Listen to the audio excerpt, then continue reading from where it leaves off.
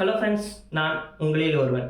நம்ம எல்லாருமே தக்காளி சட்னி, தேங்காய் சட்னி, புதினா சட்னி அண்ட் மல்லி சட்னின்னு இந்த மாதிரி விதவிதமான சட்னிகளை நம்ம லைஃப்பில் சாப்பிட்ருப்போம்.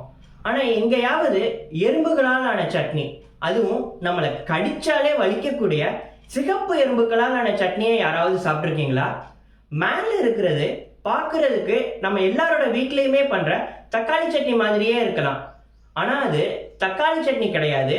கட்டெரும்பு சைஸ்ல இருக்கிற சிகப்பு எறும்புகளால் ஆன சட்னின்னு சொன்னா நம்புவீங்களா? இந்த சட்னியை சாப்பிட்றதுக்கு நீங்க சைனா, தைவான்னு பிற நாடுகளுக்கெல்லாம் போக தேவையில்ல.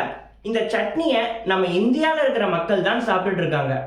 இந்தியாவில் ஒடிசாவில் இருக்கிற மயூர்புஞ்ச் அண்ட் சிம்லிபால் காட்டுப்பகுதிகளில் அங்க வாழ்ந்துட்டு இருக்கிற கிராமப்புற மக்கள், பழங்குடியின மக்கள் தினமும் காடுகளுக்குள்ள போய் இந்த ரெட் வீவர் ஆண்ட்ஸ்னு சொல்லப்படுற சிகப்பு எறும்புகளையும் அண்ட் அதோட முட்டைகளையும் சேகரிச்சுட்டு வருவாங்க. சேகரிச்சுட்டு வந்து அதை காய வச்சு மொத்தமாவோ இல்லை இந்த மாதிரி ஒரு வகை சட்னி செஞ்சோ பிற மக்களுக்கு விற்கிறது மூலமா அந்த மக்கள் வாழ்வாதாரத்தை தேடிட்டு இருக்கிறதா சொல்றாங்க. இந்த சட்னியை அங்க இருக்கிற எல்லாருமே விரும்பி சாப்பிட்றதா சொல்றாங்க.